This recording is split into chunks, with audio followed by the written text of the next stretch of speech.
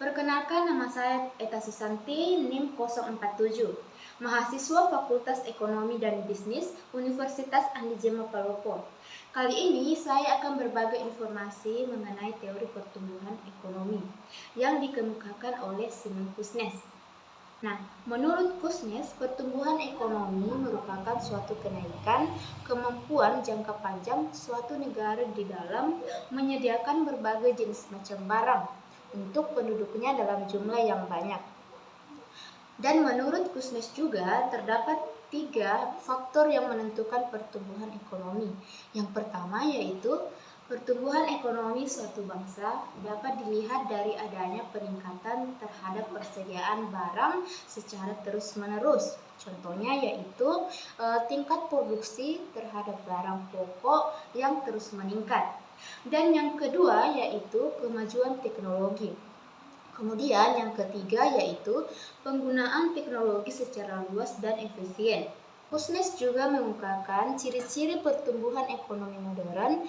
Yang pertama yaitu pertumbuhan penduduk dan pendapatan per kapita, di mana semakin tinggi pendapatan per kapita dengan diikuti pertumbuhan penduduk yang relatif cepat, di mana kenaikan tersebut berpengaruh pada peningkatan sebesar 5 kali lipat untuk penduduk dan sebesar 10 kali lipat untuk produksi.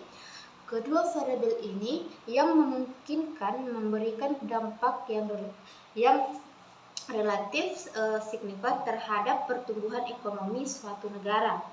Dan yang kedua yaitu peningkatan produktivitas yang signifikan, di mana peningkatan laju pertumbuhan produk per kapita merupakan dampak dari adanya perbaikan kualitas input dan peningkatan efisiensi dan produktivitas per unit input.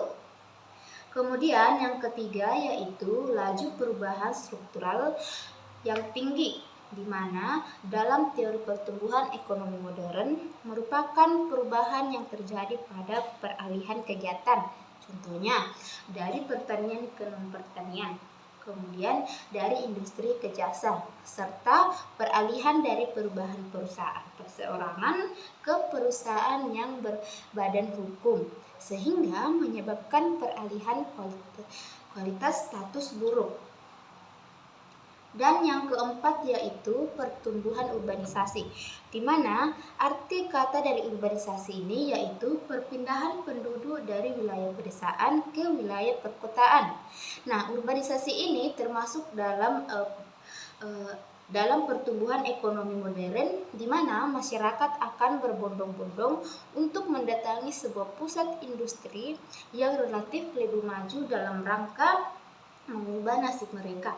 Contohnya yaitu petani yang dulunya di pedesaan kini lebih memilih ke kota atau ke pusat industri yang menurut mereka lebih maju dengan tujuan memenuhi kebutuhan hidup mereka dengan upah yang mereka anggap besar dari hanya sekedar bertani di pedesaan.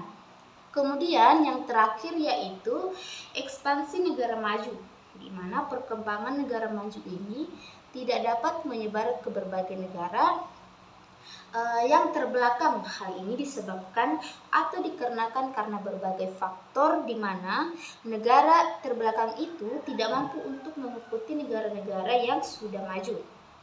Mungkin hanya itu saja yang dapat saya sampaikan. Terima kasih. Mohon maaf jika terdapat kekurangan. Wassalamualaikum warahmatullahi wabarakatuh.